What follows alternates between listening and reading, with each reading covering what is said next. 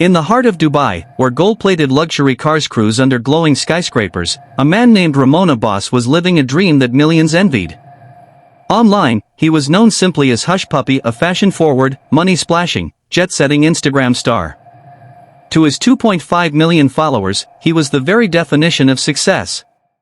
He claimed to be a real estate developer from Nigeria who had made it big in Dubai.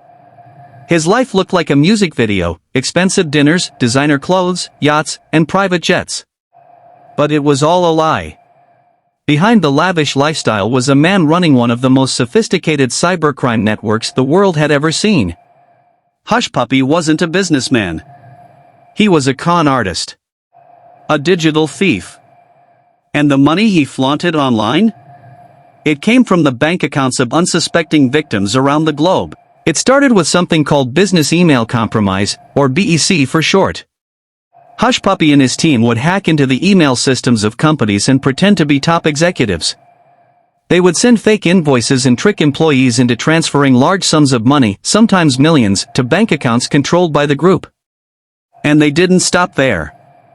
They ran scams involving fake school construction projects, forged loans, and even impersonated law firms.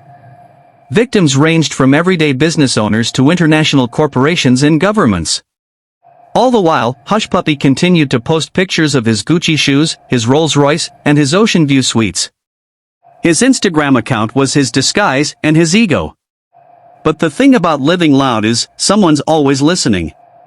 In early 2020, Hushpuppi and his crew tried to pull off a massive scam, one worth $40 million.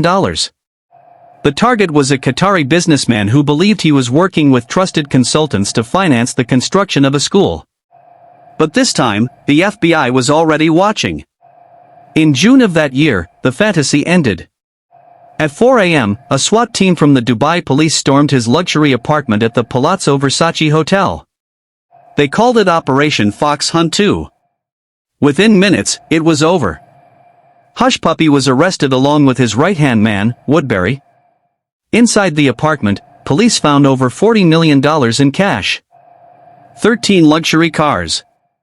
Dozens of phones and laptops, and digital evidence linked to nearly 2 million victims. He was soon extradited to the United States to face justice.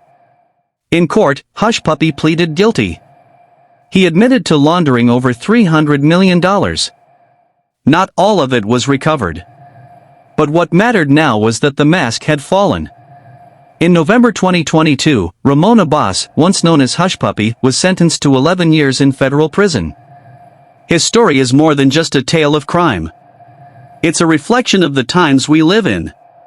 A world where perception can be more powerful than reality. Where an Instagram feed can hide a global fraud operation. And where one man's hunger for fame and fortune left a trail of broken businesses, shattered lives, and stolen futures. Hushpuppi fooled the internet. But he couldn't fool the law.